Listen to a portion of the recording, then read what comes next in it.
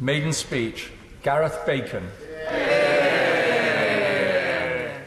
Thank you very much, Mr Deputy Speaker. I'd like to start by congratulating the Honourable Lady, the member for Jarrow, and my honourable friends, the members for Keighley and North Norfolk, on their excellent contributions to this debate. I must say that I envy them the huge relief that I'm sure that they're currently feeling and look forward to feeling it myself in a few minutes' time. Mr Deputy Speaker, I rise as the 7th Member of Parliament elected to represent the constituency of Orpington since the constituency was created in 1945. And I follow in some distinguished predecessors who are noteworthy for a variety of reasons. Now, time does not permit me to go through all of them, but I will touch on a couple. And the first I want to mention is William Sumner, who represented the seat between 1955 and 1962. And the reason I mention William is that he did something very rare indeed. In order to secure the Conservative nomination, he defeated a young lady called Margaret Thatcher. This defeat led her to resign from the candidates list and to temporarily abandon her political ambitions. Fortunately, however, I think history shows that she recovered reasonably well from this setback. Mr Speaker, Baroness Thatcher, as she later became, and the values that she championed are what drew me into public life. She made Britain great again. And we on these benches are the inheritors of her world-shaping legacy.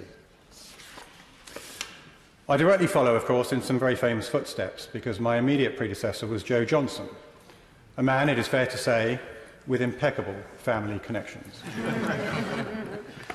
However, he is significantly more than merely the sibling of his famous older brother. He's known for his great intellect, glittering academic achievements, and a distinguished career in journalism. He rose to high office in government and continues to be highly regarded for being extremely diligent and hard-working for his constituents. This was most clearly shown by the fact that he quadrupled the majority that he inherited of slightly less than 5,000 when he was selected to almost 20,000 at the last election he contested in 2017. I truly have a tough act to follow. Mr Deputy Speaker, the Orpington constituency was included in the boundaries of the newly formed London Borough of Bromley as part of the London Government Act of 1963. Whilst officially part of Greater London, it is in reality a collection of idyllic villages in the county of Kent. Country lanes, country pubs, village churches and farmers' fields are spread across great swathes of the area, and this is what makes it, contrary to what I heard from my colleagues earlier on, the best place in the country to be a Member of Parliament. It's the largest geographical constituency in Greater London, and 2/3 of it are rural. The Darwin ward alone is larger than the Royal Borough of Kensington and Chelsea. Given the rural nature of large parts of the constituency, much of Orpington has not received adequate broadband investment over the years. So the government's pledge to roll out full fibre and gigabit-capable broadband to every home and business across the UK by 2025 is therefore especially welcome, and I will be pushing for this to be expedited locally as swiftly as possible.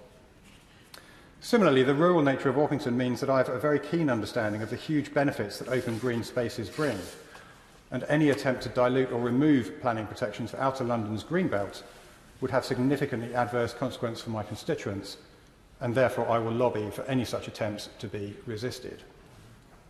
The main town centre has a vibrant high street, ably supported by the Orpington First Business Improvement District, and I will always stand up for local businesses. Orpington has its fair share of famous residents. The aforementioned Darwin ward is named after its most famous resident. Charles Darwin lived in Down, and it was here that he wrote his groundbreaking work on the origin of species.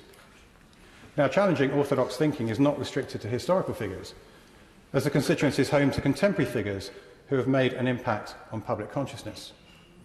By quirk of fate, the same Down village has been home to one of my new constituents, a certain Nigel Farage, who, although never a member of this place, has had an undeniable impact on British and European politics. We are fortunate to have some of the best schools in the country, and I'm looking forward to visiting those who have already kindly invited me to do so. St Olave's Grammar School can trace its roots back to 1571 and includes amongst a long list of notable alumni, my honourable friend, the member for Croydon South. Its counterpart, Newstead Woods School for Girls, has as its most famous alumnus the reigning women's 200-metre world champion, Dina Asher Smith, who grew up locally and of whom we are extremely proud. Orpington has also played its part on the national and international stage, including in the hour of this country's greatest peril. Biggin Hill Airport is now a general aviation airport that caters mostly for private aircraft. But during the Second World War, it was an RAF base and played a major role in the Battle of Britain. Spitfires and Hurricanes from a variety of squadrons were based there, and its fighter pilots destroyed more than 1,400 enemy aircraft. Many of the nearby housing developments are named after those RAF personnel that gave their lives to defend their country. And reading of their exploits, in particular the age at which so many of these pilots made the ultimate sacrifice, is truly humbling. Mr. Deputy Speaker, I now turn to the business at hand relating to local government finance. With the Fair Funding Review ongoing, this is an opportune moment to examine that subject, and I speak as somebody with 22 years of local government experience. The economic shambles left behind by the previous Labour government in 2010 obliged the incoming coalition government to make significant reductions in public spending, and it is true to say that local government has had to share a considerable portion of that burden. But careful management of the country's finances over the past decade means that this Conservative government is now able to address long-term structural problems that the Blair and Brown governments created. Critically, there is now the opportunity to review historic baseline funding and recalibrate it, with particular consideration given to factors such as current population levels and future growth predictions. And there are also a number of qualitative actions that can be taken, such as conferring greater flexibility on local authorities to raise and spend their own resources, as well as improving business rate retention. But most importantly of all, we need to recognise and reward those local authorities that have delivered high-quality public services while continuing to make efficiencies, such as my own excellent London Borough of Bromley. Mr. Deputy Speaker, I apologise.